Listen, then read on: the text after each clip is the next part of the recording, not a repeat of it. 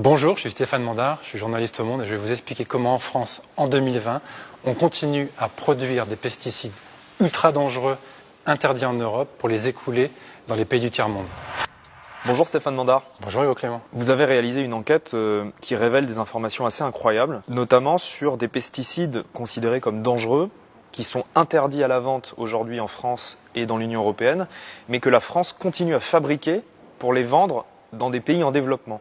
Ça paraît dingue. C'est complètement dingue. C'est pas des petits pesticides qu'on emploie de façon anodine dans les jardins, monsieur tout le monde. C'est des pesticides qui sont les plus toxiques au monde. Il y a quoi comme pesticide par exemple qui est interdit chez nous mais qu'on continue à produire pour vendre à l'étranger? Alors, le pesticide le plus connu, entre guillemets, c'est ce qu'on appelle l'atrazine. C'est un pesticide qui est utilisé beaucoup dans les champs de maïs et c'est interdit depuis 2003 au niveau européen parce que c'est une molécule qui a des conséquences sur le développement intra-utérin. C'est reprotoxique, c'est génotoxique, ça peut avoir des répercussions sur le développement d'un fœtus ou ensuite sur des points de QI en moins pour un enfant. C'est vraiment la molécule la plus connue. Cette atrazine, on continue à le fabriquer en France. Il y a 19 sites en France, c'est assez faramineux, qui tous les jours vont produire ces pesticides interdits. À quel endroit? C'est tenu secret. J'ai posé la question à ces producteurs pour savoir quelle quantité et où, et ils n'ont pas voulu me répondre. Ils se réfugient derrière le secret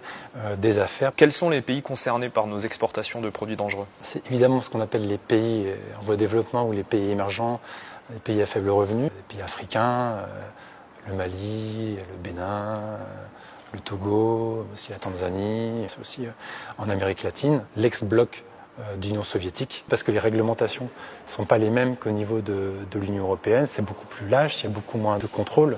Et les personnes qui utilisent ces produits, bien souvent, n'ont pas les protections adaptées, voire n'ont pas de protection du tout. Donc c'est vraiment exposé massivement à ce danger, avec des cas de mortalité directe. Donc c'est très très dangereux pour les populations qui les utilisent. Et parmi ces populations qui les utilisent, les travailleurs, on trouve des hommes, des femmes et aussi beaucoup d'enfants. Vous avez interrogé les fabricants de pesticides pour leur demander quand même comment ça se fait que vous continuez à produire des pesticides qu'on sait dangereux, qu'on a interdits, et à les vendre dans des pays pauvres. Il n'y a pas un problème de morale, ça leur pose aucun souci?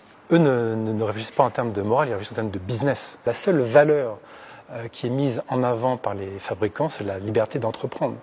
Il n'y a pas du tout de prise en compte de la santé des populations qui peuvent travailler avec ces produits ou être exposés parce qu'ils vont consommer une alimentation contaminée par ces substances toxiques. D'ailleurs, l'ONU, dans un rapport sur l'alimentation, a noté que cette pratique est une violation des droits de l'homme. Donc la France viole les droits de l'homme selon l'ONU aujourd'hui? La France participe à la violation des droits de l'homme, c'est l'ONU qui le dit. Sous la pression de plusieurs associations, les députés français ont voté une loi qui interdit la production de ces pesticides dangereux à partir de 2022 en France.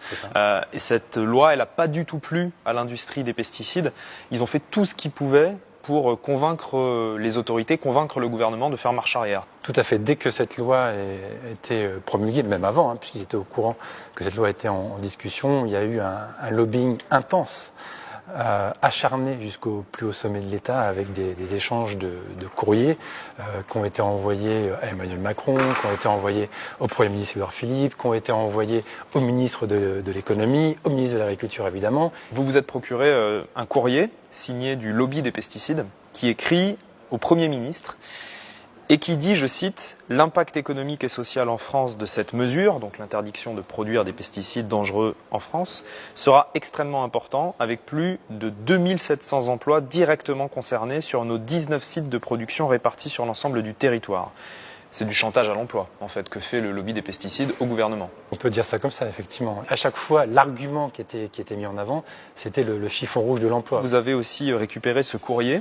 signé du chef de cabinet d'Emmanuel Macron et daté du 25 juin 2019, où on peut lire « Soyez certains que le chef de l'État a pris connaissance avec attention des préoccupations que vous exprimez. Je vous invite à vous rapprocher de M. Bruno Le Maire, ministre de l'Économie et des Finances, pour trouver une solution. » Et du côté du ministère de l'Économie, Bruno Le Maire répond au lobby des pesticides « Soyez assurés que mon ministère reste attentif aux évolutions de l'activité de fabrication de produits phytopharmaceutiques en France et aux difficultés qu'elle pourrait rencontrer. » On se rend compte que la démarche du lobby des pesticides trouve une oreille très attentive au plus haut sommet de l'État, à la fois auprès d'Emmanuel Macron à l'Élysée, mais aussi auprès du ministre de l'économie, qui endosse finalement carrément l'argumentaire des fabricants en parlant d'atteinte excessive à la liberté d'entreprendre, qui est l'argument qui a été mis en avant par les fabricants pour contester devant le Conseil constitutionnel la validité de la loi. On en est où aujourd'hui de ces pressions, contre-pressions? Qu'est-ce qui se passe?